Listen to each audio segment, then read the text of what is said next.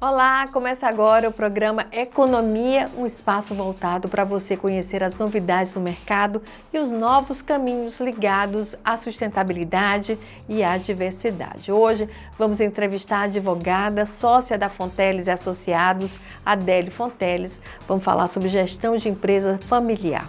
E segundo o estudo feito pela PwC este ano, agora em 2023, a maioria dos clientes e funcionários de hoje pertencem aos millennials e à geração Z, cujos valores diferem das gerações anteriores. E isso muitas vezes causa problemas e muitas vezes geram oportunidades. E é esse o assunto que nós vamos discutir agora no Economia e o programa já começou.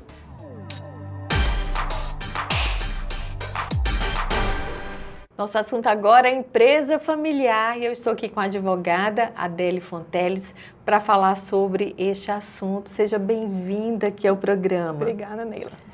E eu começo por você, né? Você está numa empresa familiar, é de uma empresa familiar. Como é que é trabalhar com o pai, com os irmãos? Como é que é essa passagem de bastão? É desafiador, né? Mas é muito bom também.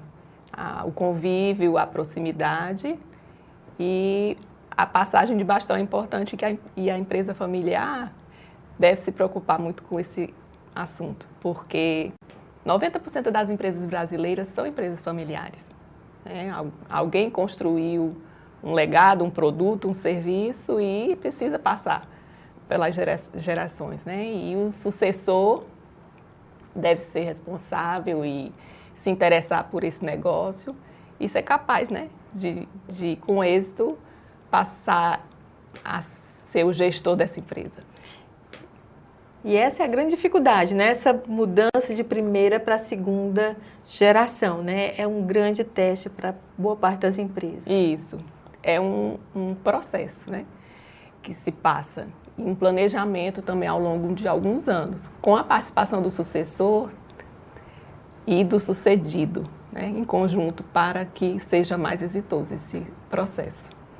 Tem uma pesquisa da PwC falando das adaptações necessárias hoje às empresas, até com essa mudança geracional, né? Temos os millennials, temos a geração Z, tem a geração X tentando manter o controle das coisas, né? Como é que é essa passagem, né, geracional? Quais são os grandes desafios? A empresa familiar, não é ruim ser uma empresa familiar, né? O que é importante é que ela tenha uma boa convivência desses entes, né? E uma boa vida societária, regrada.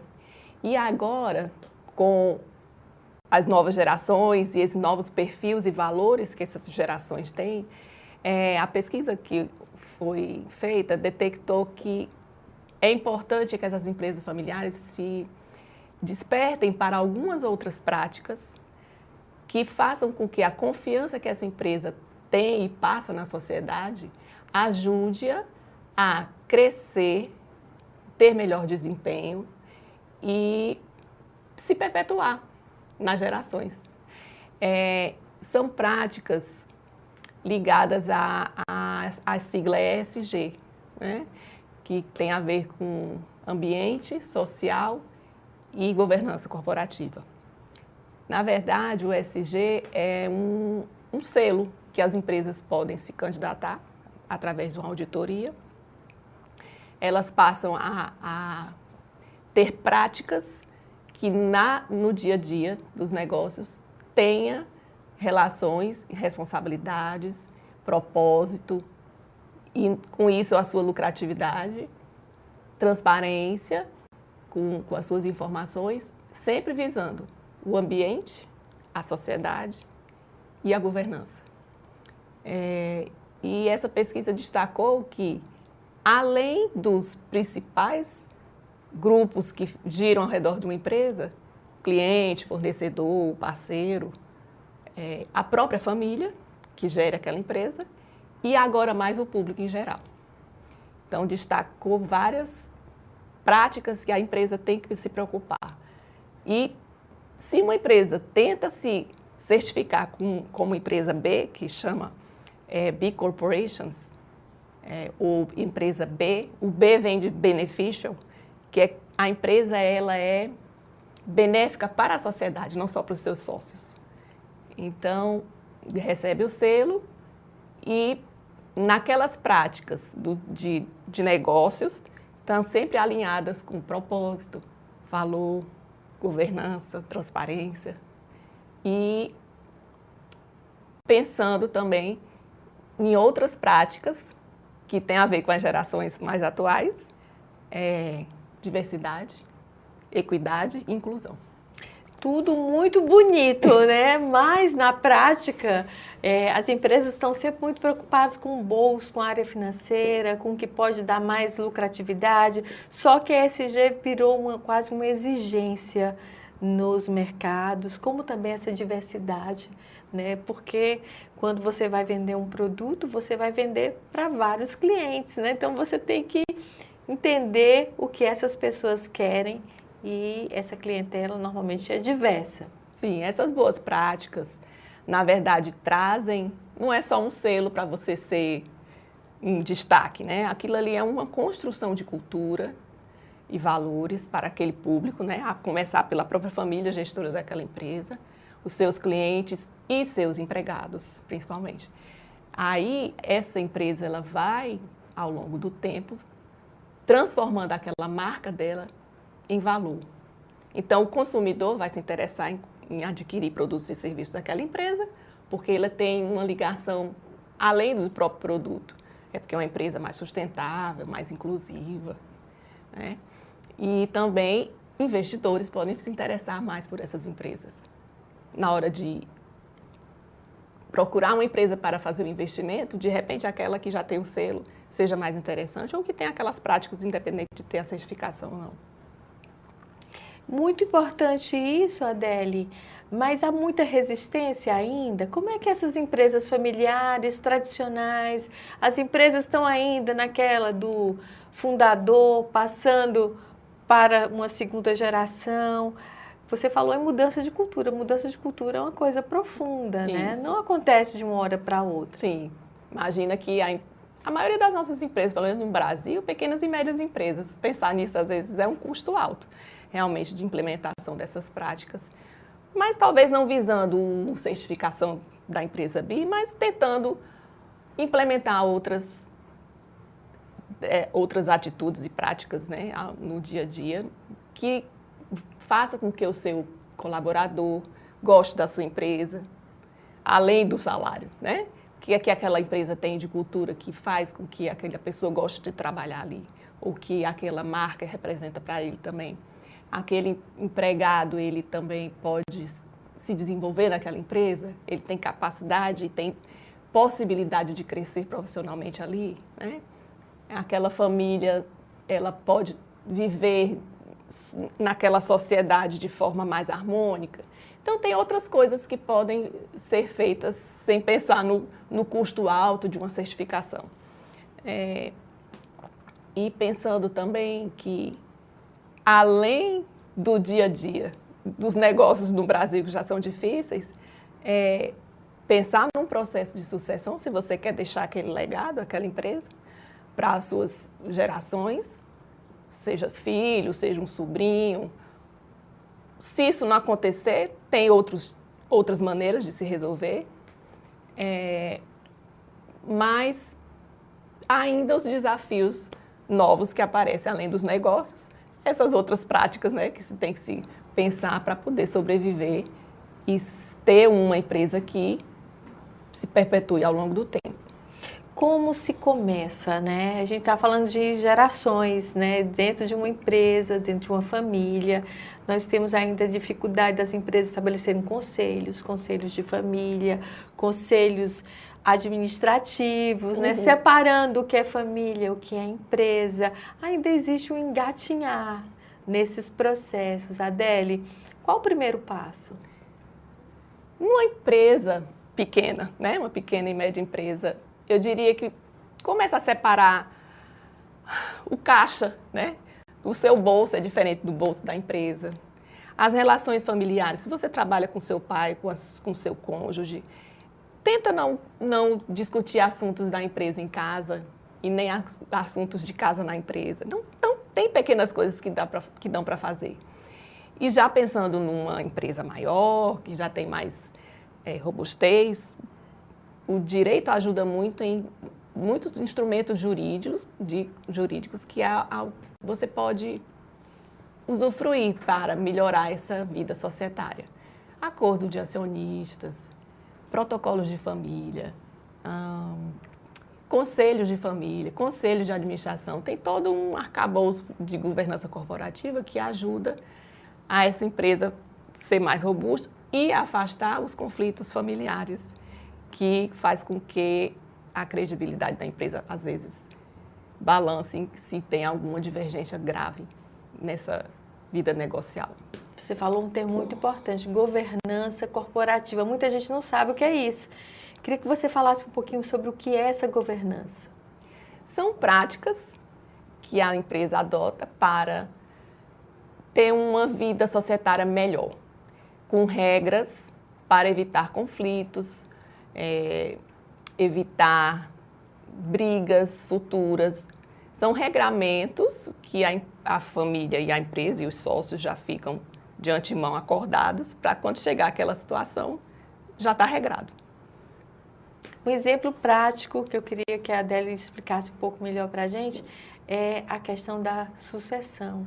Se tem 2 filhos, quem assume, quem fica com a participação na empresa maior, quem trabalha, quem está fora e é só sócio, né? Como estabelecer essas regras sem os conflitos ultrapassarem, né, a empresa?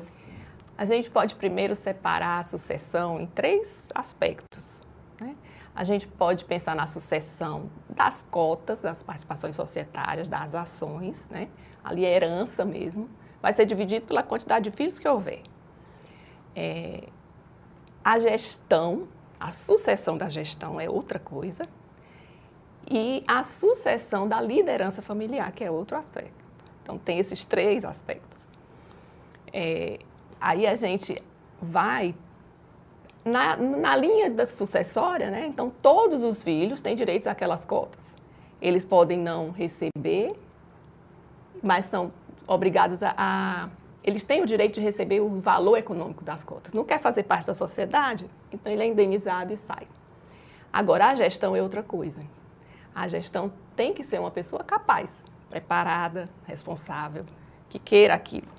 Então, já vi várias falas de outras pessoas sobre o assunto que, inclusive, dizem que é importante que o pai, ou a mãe, que seja empreendedora, leve seus filhos desde pequeno para a sua empresa, né? Para a sua indústria, o seu comércio. Ali ele já vai vendo como funciona, vai pegando gosto, vai se apropriando daquilo como dele também. E, ao crescer, pode fazer pequenos trabalhos, vai se integrando com aquilo, vai despertando que aquilo ali também é seu. E, ao longo do tempo, se preparando na educação, se capacitando, para, no futuro, ser um sucessor. Entretanto, o fundador deve perceber entre seus filhos se há alguém capaz para isso. Pela sua capacidade mesmo, sua formação educacional e o seu talento, né? Ele detectar quem é, na linha de sucessão, quem é o capaz para fazer aquilo. Se não há ninguém, contrata um profissional executivo, né? E aí esses filhos têm que ser educados para serem apenas sócios, entender do negócio para poder exigir, fiscalizar dos próprios executivos a gestão da empresa. É um desafio constante, né? E hoje nós temos muitas pessoas que reclamam, ali sempre tivemos, né? Reclamam muito do trabalho em casa, e às vezes o trabalho é associado a problema e não como solução.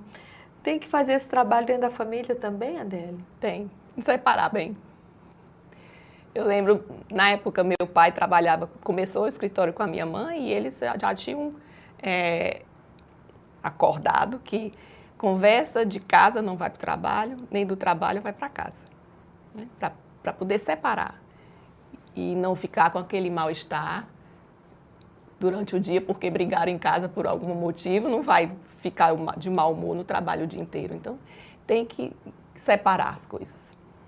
E preparação de herdeiros, Adele, como é que fica nisso tudo, né? Você está falando, as crianças devem ir para a empresa para conhecer, e pode ser que nenhum herdeiro queira, né? Como você Exatamente. mesmo falou, assumir esse trabalho. Uhum.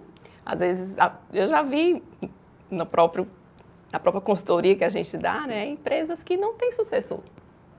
Só tem o sucessor das cotas, mas não o sucessor da gestão, né? Então, o pai fez alguma empresa, construiu aquele legado e não tem ninguém para administrar aquilo ali no futuro. Um quis ser médico, outro quis ser arquiteto e tal, e não tem quem toque aquele negócio.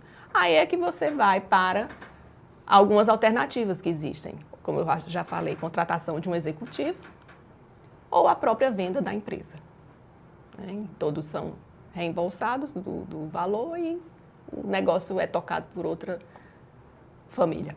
E aí vem a responsabilidade da empresa, né, com seus funcionários, com seus fornecedores, com o ambiente da qual ela faz parte, né? Quer dizer, não é responsabilidade só interna, mas relacional também. O fundador tem que se preocupar com essa sucessão, porque ao redor dele não tem só a família. Tem os funcionários, os clientes e o público em geral, né? Os parceiros. A gente até fala também que esse legado que o fundador deixa daquela empresa não é só a empresa e o produto que ele criou, o serviço, mas sim toda essa estrutura que está ao redor dele. Os relacionamentos que ele teve ao longo do tempo com os clientes, com bancos, com fornecedores, parceiros, né? Isso tudo é o legado de uma empresa. E isso se constrói, não é de um dia para o outro, né? Adele, você começou falando de diversidade, de equidade, de inclusão. E aí nós temos novamente os milênios, né? Muitas vezes incompreendidos na sua dinâmica nova, tidos como pessoas mais inconstantes, né? Há um choque geracional aí, né? Pessoas que não permanecem muito tempo no emprego, querem experimentar. Há muitas críticas aos milênios, mas também tem muito elogio à sua rapidez nos processos, à sua leveza também. Na sua relação, né, com a vida. Como é que fica isso dentro da empresa? A empresa tem que abrir as portas para todos, né? A diversidade, a igualdade e a equidade, como eu falei, né? Das práticas dentro desse novo modelo de empresa. E às vezes é difícil, às vezes eles pensam mais no valor do salário, não tem o tempo de crescimento, do conhecimento para poder chegar lá na frente e ter um salário melhor, eles mudam rapidamente de emprego, mudam às vezes até quando são mais novinhos, né, de faculdade, fica mudando e não sabe o que quer ainda. Então, nos recrutamentos das empresas, elas devem se preocupar em contratar e recrutar pessoas que têm os valores parecidos com o da empresa. Aí eu acho que fica mais culturalmente mais equilibrado e aí aquela pessoa tem mais chances de crescer, desenvolver na empresa e se identificar melhor. Você defende cotas, por exemplo, cotas para mulheres, para negros, para o público LGBTQIA+. Você acha que isso ajuda nessa diversidade, inclusive na gestão? Eu acho que se você é capaz para fazer o serviço, não importa o que você é ou que defenda, né? Qualquer dessas práticas. Mas cotas, não sei. É uma questão muito difícil de avaliar. Mas essas práticas da própria ESG levam muito em conta isso, né? Se tem diversidade, por exemplo, se há diversidade no conselho de administração, por exemplo, tem mulheres presentes no conselho, tem jovens presentes no conselho, lógico, jovens capazes para ajudar, para ajudar como conselheiro de uma empresa. Essa pesquisa mostrou, inclusive, que os conselhos do Brasil, os conselhos de administração do Brasil, não estão adaptados a isso. Tem muito homem, muita gente mais velha, né? Muitas pessoas da família. Então, esses conselhos de administração também precisam ser diversos, com participação feminina, com participação de pessoas mais jovens e mais velhas, com pessoas diferentes da família, contratados como conselheiro com expertise na área ou na mesma atividade ou de atividade diferente, mas que tem expertise em conselho de administração. Então, é uma adaptação que as empresas precisam fazer. Independente de cota, se a pessoa for capaz para assumir o cargo, não precisaria cota. Eu digo isso para manter a diversidade, para manter pessoas capazes de avaliar e pensar em diversos públicos e não apenas em um público. Sim, sim. Né? E se relacionar com todos eles também. Dependendo da empresa, às vezes o próprio, como eu falei, sobre a cultura, dependendo do perfil da empresa, daquela cultura, os valores, os propósitos dela, geralmente, às vezes, você encontra assim, aquela empresa, ela tem aquele perfil. Então, geralmente vai contratar aquele tipo de empregado ou naquelas, como é que eu posso dizer?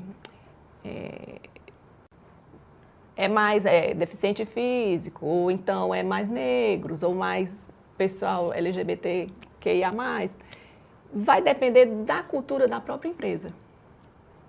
Para saber se tem essa abertura. Se tem essa abertura. Ou não. Ou não. Ou não. Até pelo produto que vende, pelos serviços que presta. Né? Como é que você avalia essas mudanças todas nas empresas daqui? Você acha que as empresas locais, elas estão conseguindo fazer essa adaptação? Vocês já estão conseguindo perceber essa necessidade? Já, muitas empresas aqui já são mais diversas, né? Na questão da diversidade e tentando incluir mais pessoas, isso aí eu já tenho notado mais. Quanto à questão de empresas certificadas para o ESG, eu dei uma olhada, aqui no Ceará só tem 3. Então, ainda é um caminho a se percorrer. Mas pode-se usar pequenas práticas no dia a dia e se adaptando aos poucos. Para conseguir esse selo ESG, qual o principal entrave para as empresas, Adélia? O que é mais difícil para as empresas, pensando no nosso mercado? É a cultura, mudança de culturas e valores e práticas. Não é só uma moda, né? Eu vou conquistar aquele selo de empresas B, ela tem um Bzinho, um círculo ao redor. Alguns produtos você pode encontrar no supermercado e já tem esses selos nos seus labels, né? Mas é principalmente a mudança de cultura e valor. E depois permanecer. Não é só porque ganhou o certificado e a certificação de empresa B que pronto, acabou, encerrou por aqui. Tem que manter as práticas e continuar naquela linha de que a empresa está aqui para ser uma pessoa ou jurídica como um ente que está para a solução de problemas como problemas sociais, problemas ambientais. Né? Ela é uma parte da solução desses problemas. E não basta só dizer que né, gente? Tem que provar. Tem que provar que a prática acontece, né? Isso. Então, é uma empresa que beneficia a todos, não só os sócios, e ela é parte da solução dos problemas sociais, ambientais. A gente vê muito relatório de sustentabilidade de empresas. Isso. Mas ainda com muita dificuldade nas suas práticas, né? Então, nessa questão da sustentabilidade, essa relação com os recursos hídricos, a cultura de como a empresa se insere no mercado, quem são seus fornecedores, quem são seus parceiros, tudo isso conta nesse processo. Sim. E uma outra coisa interessante que essa pesquisa destacou é que muitas empresas tem os seus relatórios anuais, seja de informações financeiras ou não financeiras, a atividade durante o ano. Além disso, agora tem que ter uma exposição maior em mídias sociais e posicionamentos perante situações sociais e públicas que aconteceram. Ela deve se manifestar, você ter uma voz. Então, é aumentar a exposição. E está pronta para ouvir também, né? Exatamente. Quem fala tem que escutar. Exatamente, que é também um lado. Essa transparência é isso também. Ter um canal de comunicação de mão dupla, né? Seja com os funcionários, com os clientes, com o público ao redor e com a própria família. E como é que fica a questão do assédio diante de tudo isso? Hoje, o Ministério do Trabalho exige, né, que as empresas façam palestras, que tenham canais, né, porque para ser sustentável e ter um selo, você tem que cuidar de todos os aspectos, né? Cuidar de muitos aspectos. Está mais difícil ser empresário? Está mais difícil, porque além do dia a dia, cuidar do negócio, ter lucro, pagar os empregados, né? Ter uma lucratividade para os sócios, se preocupar com todo esse problema econômico brasileiro e ainda mais cuidar do empregado nesse sentido que às vezes eu acho que faltou o Estado e ele coloca para o empresário fazer. Mas isso não é profissionalização? Algumas coisas sim, mas outras não. Nas próprias práticas do E-Social, o empresário é obrigado a fazer umas palestras. Durante todo o ano tem uma programação de capacitação que não é para o trabalho. É uma capacitação sobre vacina, sobre cuidado de higiene, saúde. Entende que são coisas que a escola deveria ensinar às vezes e falta, então ele passa para o empresário educar aquela população também. É como se fosse um mínimo e algo mais dá para aquela população, né? Que você...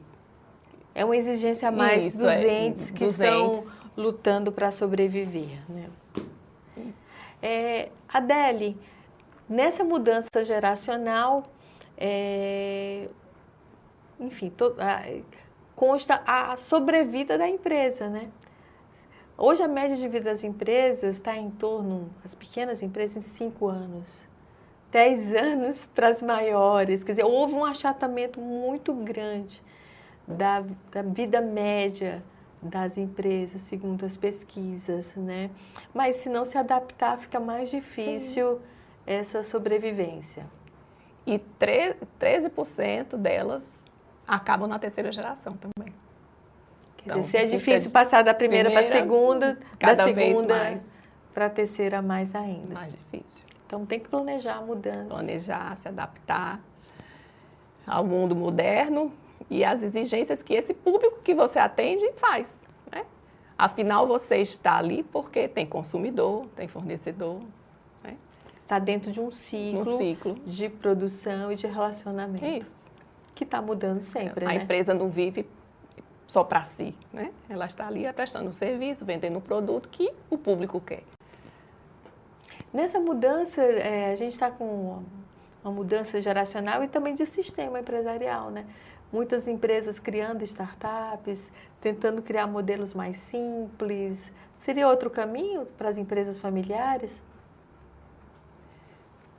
Uma startup, de ser empresa familiar, já acho mais difícil, porque geralmente são pessoas, né, que têm jovens que se juntam com alguma ideia e dali desenvolvem um produto ou um serviço disruptivo que pensa no futuro. Mas é funcionar como de uma forma mais leve e moderna. Isso.